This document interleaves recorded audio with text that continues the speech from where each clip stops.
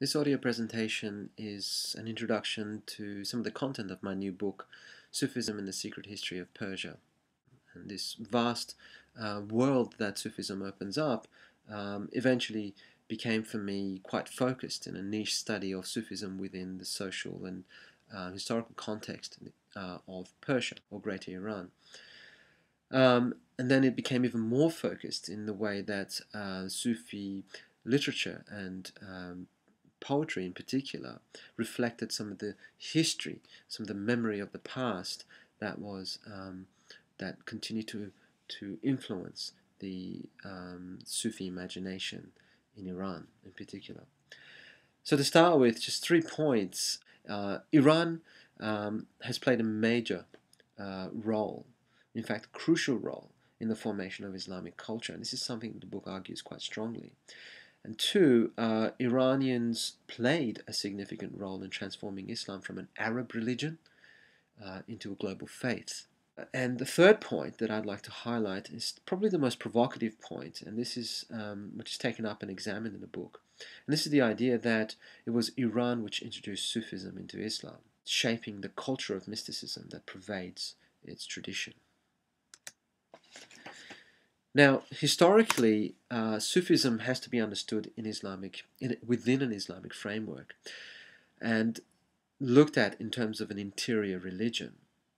Now, it's not, and some may disagree with me quite strongly, Sufism is not a pre-Islamic phenomenon in any meaningful sense. Sufism per se did not exist before Islam.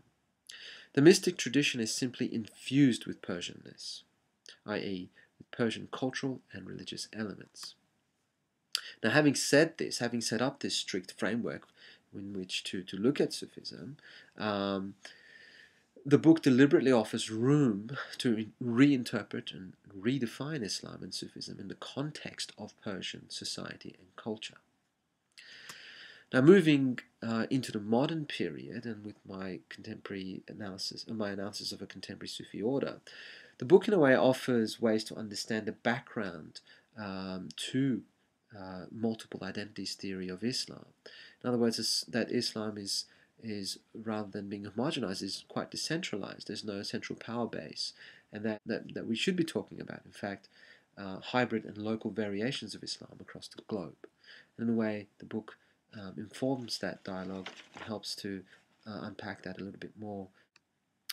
Final slide is the earlier chapters of the book, which spend quite a bit of time looking at the pre-Islamic period and the situation in Iran in terms of its religion and culture.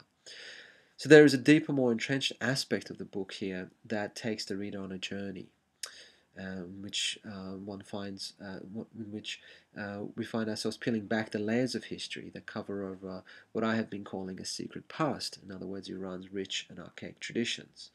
The book openly discusses their impact and the transmigration of the pre-Islamic cultures and belief systems into the Islamic period.